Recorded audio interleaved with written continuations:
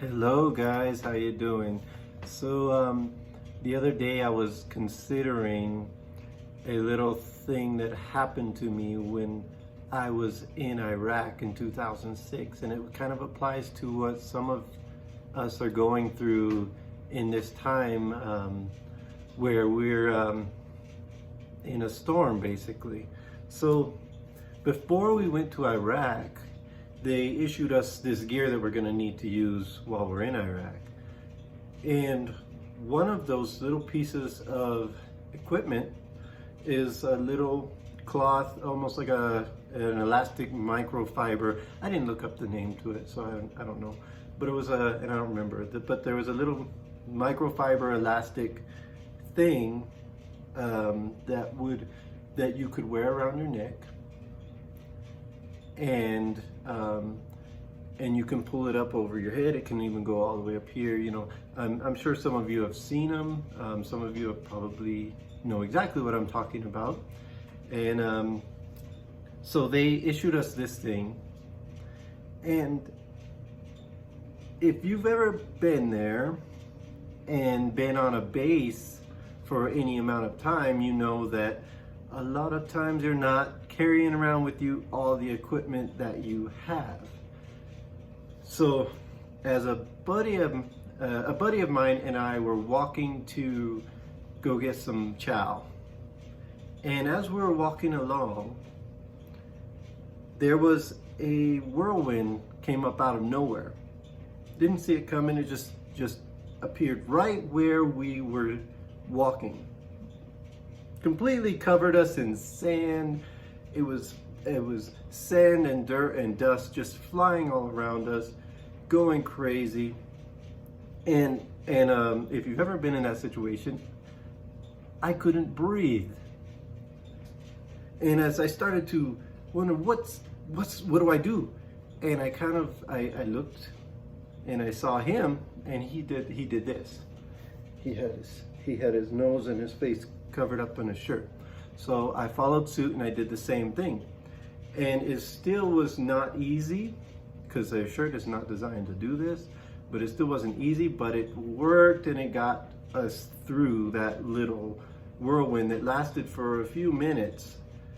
But it was a little bit of a scare, because not being able to breathe causes your human body to panic. So went on with that. So guess what happened about a week later, as I was going to the chow hall again. And as I was going to the chow hall, I saw a huge cloud. It was just, it doesn't look like in the movies where it's a big wall of sand. It was a cloud moving in. And it was moving a lot faster than what it looked like it was moving. And it came straight at us.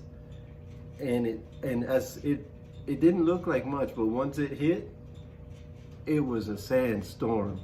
Like, you could not see anything. It was completely covered, but guess what happened this time? I had my little thing. And this time I was prepared. I put it on, covered my face, and I was able to breathe all right. Now, the point of this, of telling you guys this, is that a lot of us are in a little storm right now. And some of us were not prepared for this storm. Some of us were. If you are feeling like you were unprepared for something like this to happen in your life, if you didn't have the money, if shortage of money is a problem for you, if shortage of food, toilet paper, this should really tell you what kind of things that you need to, after this, you need to start evaluating where you're at and what you need to be doing. Because guess what? At some point in your life, you're probably going to go through something worse than this. However, it doesn't have to be as bad an experience for you when that time comes, because you're going to have gone through this, and now you're going to be prepared for the next time. But it's pointless. You don't want to waste this problem. Wasting the problem would be going through it and learning nothing from it and preparing and not changing anything about your life before. That would be wasting the problem. Don't waste this problem. Don't waste COVID-19. Let this be a learning experience where you evaluate your life, what you have, and the things that are really being affected, the problems that are arising in your family, in your home. And there's just, see what is the problems and fix them. Take the steps to make sure. If it was money and maybe you've been laid off and you're freaking out about how you're actually going to pay for anything, then you need to start evaluating how you run your life, your savings plan.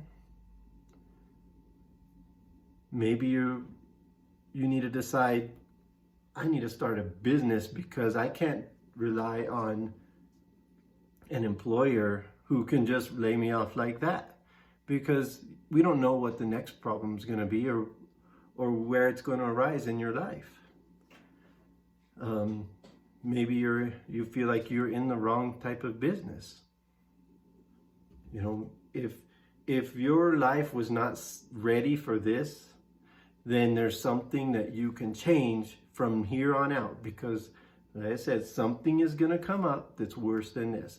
So I want to leave you guys with that. Hopefully it's an encouragement more than an exhortation. It wasn't really meant for that, but just how we're able to learn from the little storms, like that little whirlwind taught me and prepared me for the next time. Everywhere I went after that little whirlwind that like freaked me out because I couldn't breathe, everywhere I went after that happened, I had my little handkerchief. I'll call it a handkerchief. It was not a handkerchief. I'll call it a handkerchief. I had it with me everywhere I go, because if that happens to me again, I'm not going to get caught unprepared. So just take that for what it's worth. And I love you guys. I'll talk to you soon. Bye.